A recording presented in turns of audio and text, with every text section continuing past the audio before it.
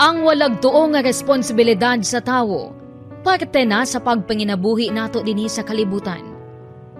Doon na tayo nagkadaiyang katungdanan diha sa pamilya, sa eskwelahan, sa trabahuan, sa simbahan, ug responsibilidad sa pagiya sa kabatanunan.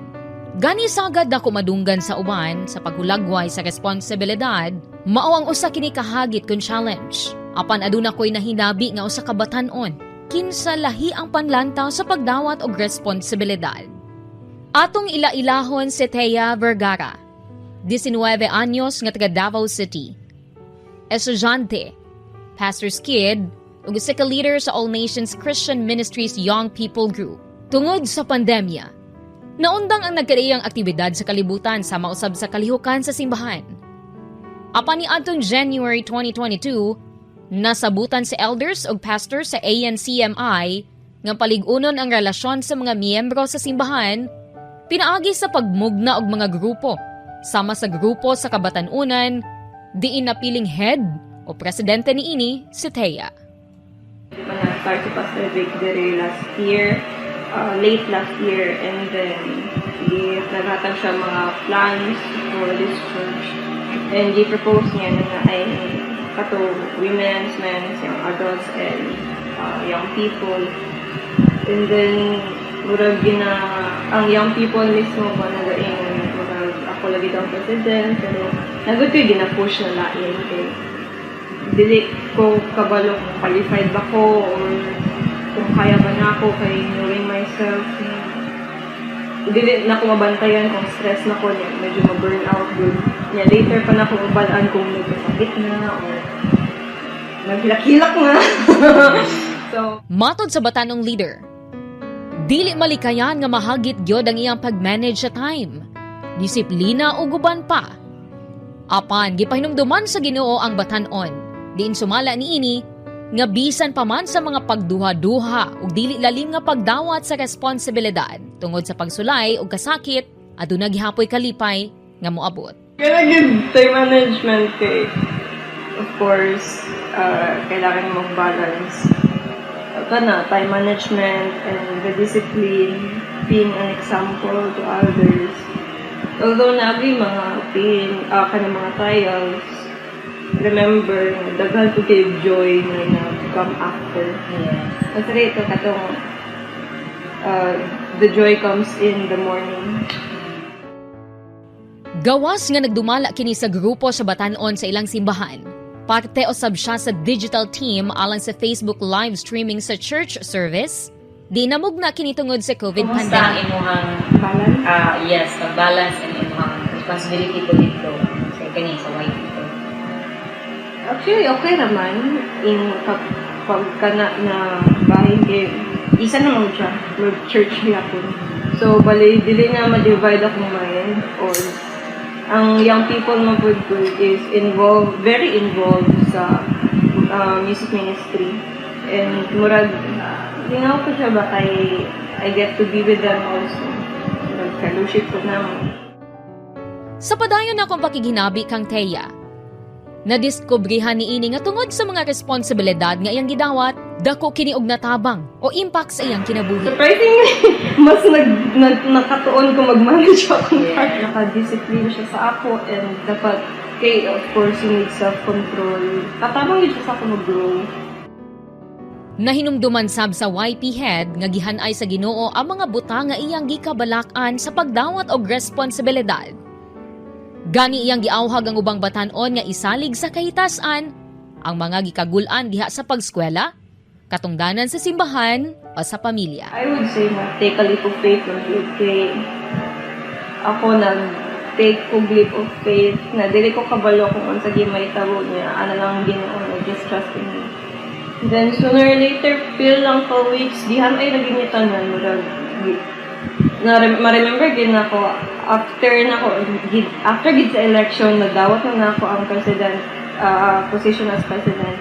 Later on nag-lunch mi murag na day mga ideas nag-pop up lang akong head ni murag char. Ginoo murag ano kanang Ginoo gid siya tanan, and then Wisdom sa Ginoo. Wisdom sa Ginoo gid, then later kay ano na food ganun sa ideas niya. later on, kay murag na smooth lang niya. Wag na nami calendar of activities, na may Bible study, na nami fellowship. And kada Sunday, matanaw, marag, pati ako po ba mismo makita na ko sa sarili na wag nag-grow with bayan ana. So, read their Bible and pray every day. Patience and trust the Lord. Lang, God will never forsake us. And He will always be there for us. Duna usab ko'y natun-an sa pagighinabi kang Thea. Sama sa kong giingon nga og pangutano ng uban, moingon sila nga challenging gyud ang pagdawat og responsibilidad.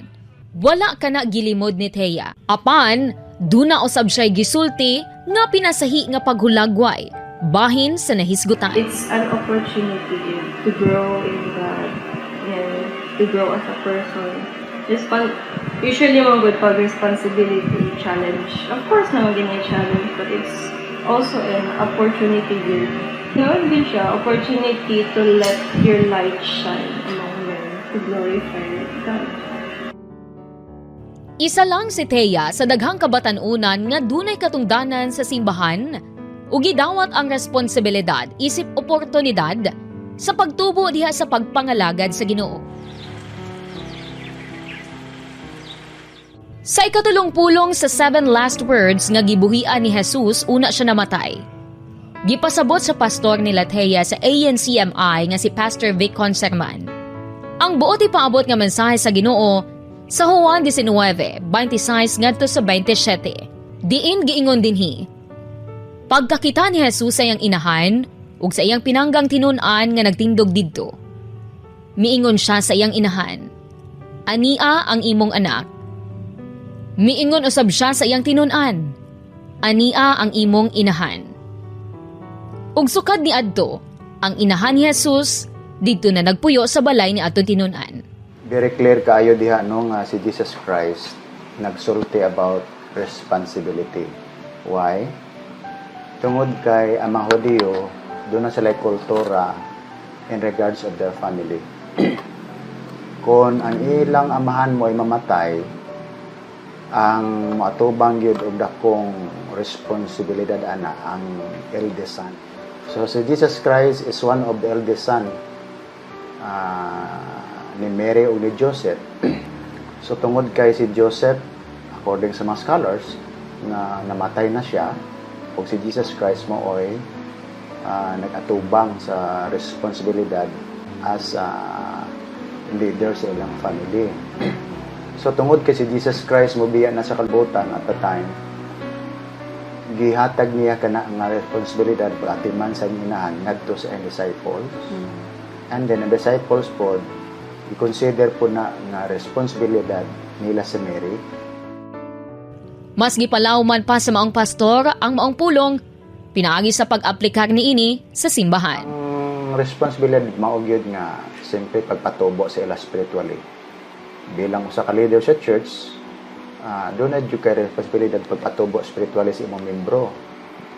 So, not only for that, doon na po kay responsibilidad sa pagtabang po nila materially. Kung naagid kay itatabang.